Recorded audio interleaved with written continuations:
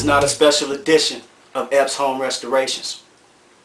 I've decided to give you all a scene from my book, Obedience Over Sacrifice, an autobiography of my life, true events that occurred. And this event, it's about my brother Dedrick Lamont Harrison, who was brutally murdered by his baby's mother. Please bear with my cursing, but this is how I felt at the time. Here we go. DEP finally comes out of his girl spot, and we leave the projects taking Alameda all the way back to Compton, banging his block punk radio in his Z28, aka the IROC. Tina Turner's What's Love's Got to Do What It Plays. DEP wasn't trying to hear this though. He changed the station. The same song, Tina Turner's What's Love Got to Do What It Plays. So once again, my brother changes the station. A freak coincidence? I later learned that it wasn't. It was at 3:37 in the afternoon, and for the third time, Tina Turner's song was either coming on or already in the middle of the song. My brother went on and let it play. He then asked if I was hungry and pulled into a Tom's hamburger spot on Long Beach Boulevard and Murph Street. DEP sent me in to order the food.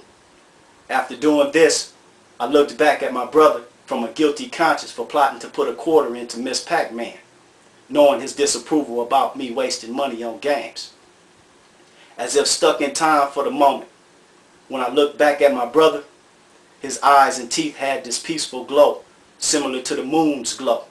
Unfamiliar with this sign, after placing the quarter into Miss Pac-Man, I took another look back, but my brother was facing downward as if to be counting some money.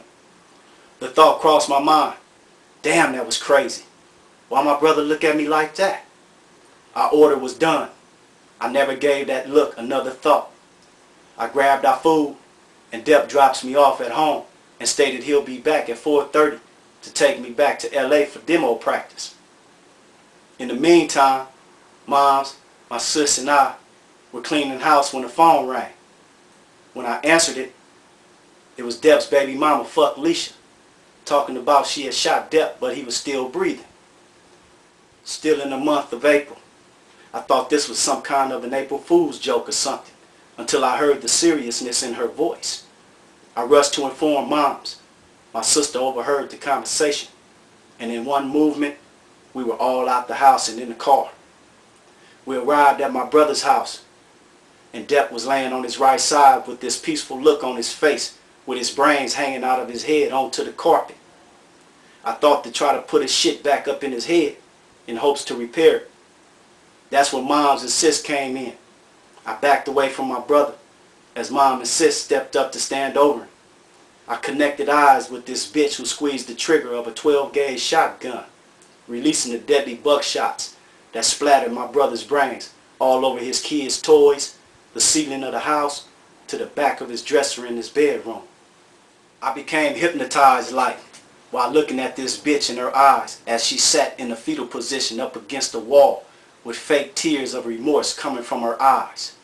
I could clearly see the demonic, deceptive spirit that would possess me for the moment, giving me the thought to attack her.